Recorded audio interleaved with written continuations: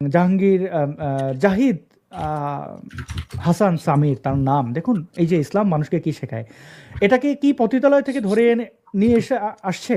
এই কথা দেখেন একজন নারীকে একজন মুসলিম কিভাবে দেখে। তিনি তার ধর্মকে রক্ষা করতে এসে একজন নারীকে পতিতা বলে দিলেন। অথচ এই মুফতি ইমরান বিন বশির যখন নিজেকে রিভিল করলেন, আত্মপ্রকাশ করলেন, তিনি আর ইসলামে বিশ্বাসী নন জানালেন, তাকে কিন্তু কেউ পতিতা থেকে ধরে আনা কেউ বলেননি। নারী হলেই তাকে পতিতা, বিছানা, মানে এছাড়া ওই যে দেখেন নারীকে যৌন জন্তু মনে করা, মানে সেক্স লেভ, এটা মনে করে এই এই ধর্মান্ধরা। দেখুন তাকে। আসসালামু আলাইকুম। আপনারা দেখলেন নাস্তিক আসাদের লাইভে একজন মুমিন সে কমেন্টে লিখলো যে এটাকে কি পতিতালয় থেকে ধরে আনা হয়েছে। একজন নাস্তিক নারীর প্রসঙ্গে কথাটি বলেছে এবং নাস্তিক আসাদ সে বলল যে দেখেন লোকটা কত খারাপ, সে একজন নারীকে পতিতা বা বেশ্যা বলেছে।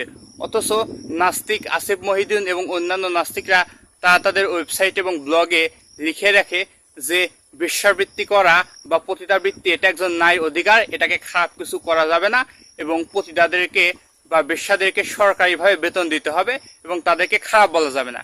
অথচ কোনো নাস্তিককে যদি বেশ্যার বেটা বা বেশ্যার সন্তান বলে গালি দেওয়া হয় তাহলে তারা তাকে বলবে দেখো কত খারাপ, বেশ্যার সন্তান বলে গালি দিয়েছে। দেখেন তাদের ডাবল স্ট্যান্ডার্ড দেখেন। প্রথমত তারা বলবে যে বেশ্যাবৃত্তি এটা একজন নারীর অধিকার, এটা খারাপ কিছু না। অথচ যখন তাদের মাকে যখন বেশ্যা বলা হবে তখন তারা সেটাকে অস্বীকার করবে। তাদের নিকটে তো তারা তো ওয়েবসাইটে লিখে রেখেছে যে বেশ্যাবৃত্তি এটা খারাপ কিছু না, সম্মানজনক কাজ। মনে করেন আপনার মাকে কেউ একজন বললেই তোর মা হচ্ছে দর্জি, আপনি কি রাগ করবেন? কারণ দর্জি কোনো খারাপ কিছু না। বা আপনার মাকে বললো যে তোর মা হচ্ছে একজন হলো মালি, অথবা তোর মা একজন ডাক্তার, আপনি তো রাগ করবেন না, কারণ মালি হওয়া, ডাক্তার হওয়া, দর্জি হওয়া এটা তো খারাপ কিছু না।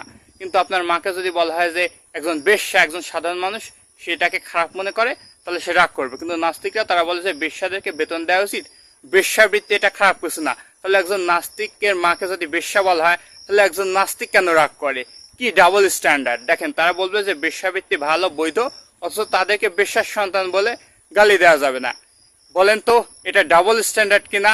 এরা কত বড় ডাবল স্ট্যান্ডার্ড বাজ এবং বাটপার তা আপনারা খুব ভালো করে বুঝতে পেরেছেন।